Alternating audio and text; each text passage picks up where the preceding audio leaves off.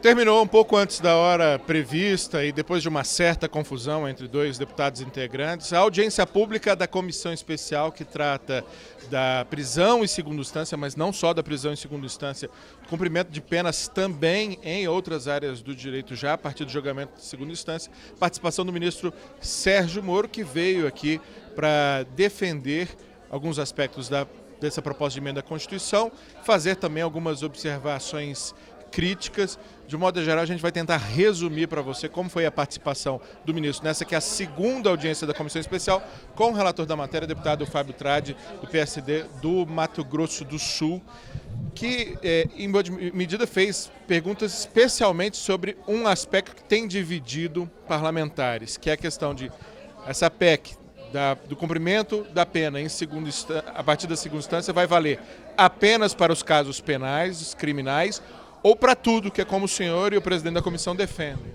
É verdade, o ministro Moro foi muito claro, ele é favorável à PEC. O ministro Moro deixou de forma categórica aqui a sua afirmativa no sentido de que é favorável que a PEC seja estendida a todas as áreas do direito, não apenas penal, civil, tributária, trabalhista, previdenciária. Agora, nós temos que politicamente construir maioria conjuntural aqui na comissão, no sentido de saber em que momento o efeito dessa PEC vai incidir. Não é? Vai ser relacionado aos processos já pendentes ou apenas aos processos iniciados a partir do início da PEC. Então, essa conjuntura nós precisamos politicamente construir. Deixando claro que o debate foi muito produtivo, embora no final, como você bem salientou, tenhamos assistido a um espetáculo que não condiz com a altura e a magnitude da importância desse debate parlamentar.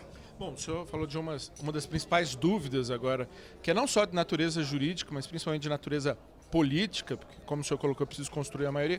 Se a nova PEC vale ex tunc, né? Ou seja, pega processos para trás, ou ex nunc, para usar uma terminologia que é muito comum aos operadores do direito.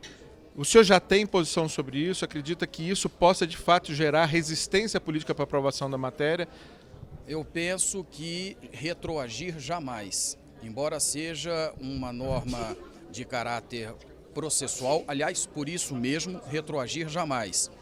Agora, saber se vai incidir sobre os processos pendentes ou se apenas incidirá sobre os processos iniciados após o início de vigência da PEC, nós vamos ter que construir politicamente uma maioria para viabilizar a aprovação do plenário. Por que isso?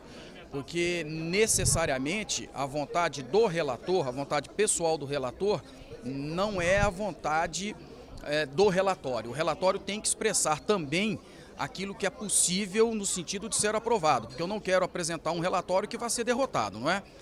E fazer aqui mais um desabafo no sentido de que esse espetáculo deprimente de troca de ofensas, né, deve ser, pela Câmara dos Deputados, obstado para que a imagem da Câmara não saia contaminada. Todo pós-debate é a mesma coisa, ninguém aguenta mais isso, não é? Daqui a pouco vai entrar SAMU, Corpo de Bombeiros, Polícia Militar, chega dessa brigaiada e nós precisamos argumentar de forma elevada. É possível criticar ministro, é possível criticar a atitude política de autoridades e agentes públicos sem descambar para as ofensas pessoais. Perfeito.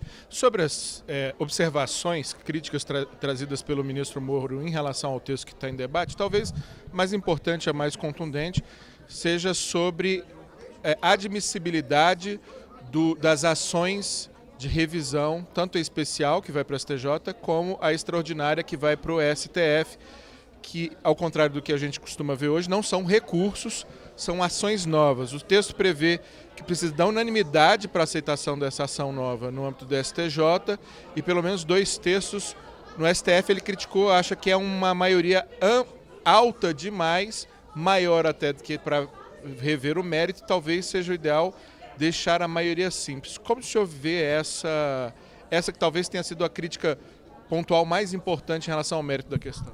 Conceitualmente, o ministro Moro é favorável à PEC da forma como ela está redigida. A questão agora é ajustar tecnicamente alguns detalhes.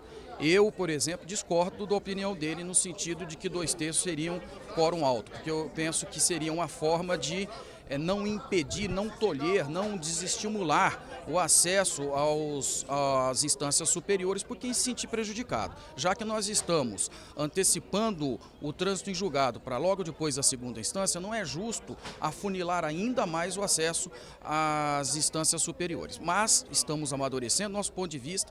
E o importante é construir maioria, né, de preferência, unanimidade aqui no colegiado para viabilizar a aprovação em plenário. Perfeito, muitíssimo obrigado. Repito mais uma vez, deputado Fábio Tradi, relator dessa matéria, um dos nomes mais reconhecidos quando o assunto é direito aqui na Câmara dos Deputados. Mas eu vou convidar também o presidente da comissão, que buscou conduzir de maneira aí muito tranquila, evitando inclusive as polarizações, as radicalizações, conseguiu durante boa parte, mas no final não foi possível, o senhor achou melhor encerrar. Na verdade, você tem deputados que não vêm para cá discutir a matéria, vêm para cá para tentar criar um fato político. E você tem, do outro lado, gente ou humilde ou tolo o suficiente para cair nesse tipo de provocação. Eu acho que nós procuramos conduzir os trabalhos de uma forma respeitosa, respeitando o ministro, exigindo o respeito dele com o conjunto dos deputados. O ministro foi extremamente respeitoso e zeloso com a casa, até o limite em que sofreu a agressão e reagiu também com uma atitude que eu não posso permitir aqui dentro da casa como parlamentar. Mas eu quero crer que o grande ganho dessa audiência pública não foi esse bate-boca no final. O grande ganho dessa audiência pública foi a palavra do ministro de que ele tem a convicção de que a PEC deve atingir causas penais e cíveis. Isso é o grande ganho da audiência pública. Me parece que há uma unidade absoluta em torno dessa ideia. É justamente sobre isso que eu gostaria de aprofundar com o senhor, porque o senhor tem sido um dos principais defensores dessa postura em nome da casa, de que não se legisle apenas em matéria penal, não só na matéria criminal, mas para todos os casos, para quem sonega, para quem frauda, para quem tem processos trabalhistas, etc. O ministro, de fato, reiterou que a preferência dele é para que abranja tudo, mas ele disse, se tiver dificuldade de natureza política para tudo, que se faça para a matéria criminal. Quando o ministro diz isso, apesar de apoiar o todo, ele não prejudica politicamente o todo? Não, na verdade, eu já disse ao ministro, se você medir a temperatura dos deputados, eu diria com a mais absoluta convicção de que a chance de aprovar só para penal é 0. A chance de aprovar para tudo é 100. Eu prefiro ficar com 100 e resolver não só um problema da demora do processo penal, mas resolver o problema da demora de todo o Poder Judiciário brasileiro. O sentimento de impunidade, é verdade, ele acontece quando o momento do crime fica muito distante da execução da pena ou a prescrição chega antes. Mas também o sentimento de impunidade ocorre quando um trabalhador morre antes de receber o seu crédito trabalhista. Também o sentimento de impunidade ocorre quando um empresário não consegue reaver um tributo cobrado indevidamente e vai à falência. Nós vamos dar uma solução efetiva, simétrica e célere para o Poder Judiciário brasileiro e devolver a confiança do povo brasileiro nas nossas instituições.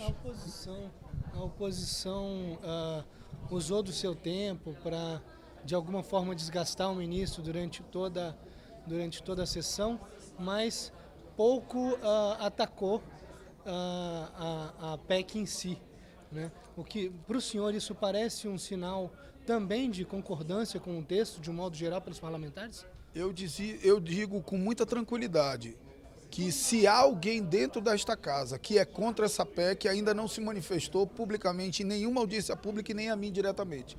Há um consenso muito grande em torno dessa PEC e eu tenho certeza que nós vamos entregar essa verdadeira revolução do Poder Judiciário brasileiro ao nosso povo. Como o senhor também é operador de direito, também é advogado, eu gostaria de repercutir as duas observações principais feitas pelo ministro Moro. Uma dessas aqui, talvez o quórum para admissibilidade da ação revisional especial ou extraordinária estaria muito elevado, 2/3 para o STF, unanimidade para o STJ, ele acha que talvez devesse ser a maioria simples como o próprio mérito, e ele falou da possibilidade de se criar uma cautelar, um efeito suspensivo, não seria o caso, mas uma cautelar, uma liminar, para, por exemplo, devolver a liberdade à pessoa ou devolver um determinado direito. Isso não pode enfraquecer a própria PEC? Em que casos, em que condições seria dado, por exemplo, uma medida cautelar dessa natureza? Eu concordo com não está previsto, né? Eu concordo com as duas teses do ministro. A primeira realmente não está previsto, nós vamos ter que discutir com o relator, a decisão é dele, relativa ao quórum. Agora, em relação à possibilidade de cautelar, suspendendo a execução da pena na ação revisional, isso já está previsto na própria PEC e tem que acontecer. E ela também tem quórum? Quando existir plausibilidade do direito e perigo na demora, você tem que ter um remédio que, no caso do recurso, é o efeito suspensivo. No caso da ação revisional, tem que ser uma cautelar. Mas ela também teria um quórum elevado na sua visão? Acredita que... Ou ela poderia ser monocrática, verdade, como é hoje? Na verdade, o poder cautelar, como contido na PEC, o poder cautelar na ação revisional, ela é monocrática do próprio relator. Claro que em alguns casos, tendo que remeter depois ao plenário, mas a decisão é monocrática.